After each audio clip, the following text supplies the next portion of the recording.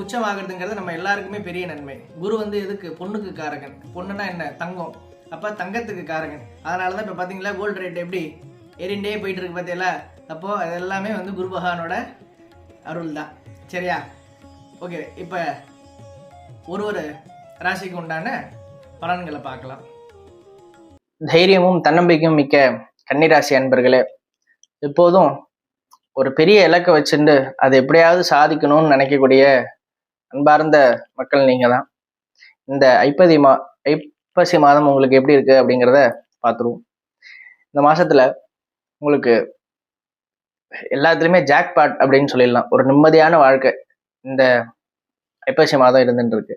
ஏன் அப்படின்னா குரு நல்ல இடத்துல இருக்கார், ராகு நல்ல இடத்துல இருக்கார், ராகுக்கு எது நல்ல இடத்துல இருக்கார். 5 கிரகம் நல்ல இடத்துல உங்களுக்கு இருக்கு. யாருக்கு கிடைக்கும்?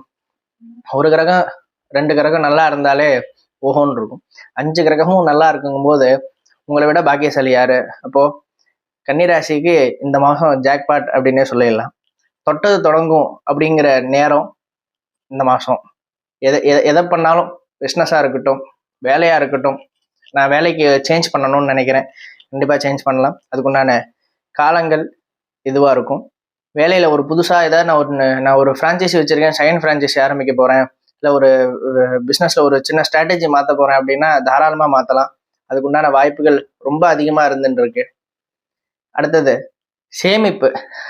வரவு வர்றது மட்டும் நம்ம பார்க்கக்கூடாது, சேமிப்பு அதிகமாக இருக்கணும். அப்போது இந்த ஐப்பசி மாதத்தில் சேமிப்பு அதிகமாகிறதுக்கு உண்டான வாய்ப்புகள் அதிகமாக இருக்குது. எதை பற்றியுமே கவலை வேண்டாம், எதை பற்றியும் கவலை வேண்டாம். இந்த மாதம் உங்களுக்கு எல்லா விதத்திலும் நன்மைகள் மட்டுமே இருக்கக்கூடிய மாதமாக இந்த மாதம் அமையுது. முயற்சி கை கொடுக்கும். அதையும் தாண்டி இந்த மாதத்தில் குடும்ப சந்தோஷம் அப்படிங்கிறது அதிக அளவில் இருந்துட்டு இருக்கு.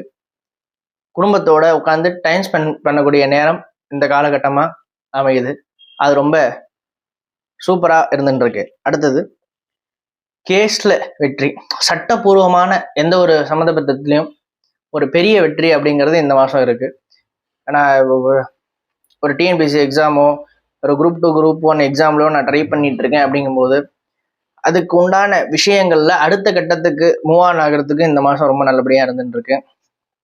கேஸ்ல நல்லபடியாக வாதாடுறதா இருக்கட்டும், இல்லை அதில் சட்டப்பூர்வமான வெற்றி கிடைக்கிறதா இருக்கட்டும், அது இந்த மாதத்துல ரொம்ப பெரிய அளவில் இருந்துட்டு இருக்கு. அப்புறம் நட்பும் உறவும் எல்லா விதத்திலையும் கை கொடுக்கும் மாசமா இந்த மாதம் அமைஞ்சுட்டு இருக்கு. எதிலும் நிறைவு என்கிற மாதமா இந்த மாதம் அமையும். நன்றி.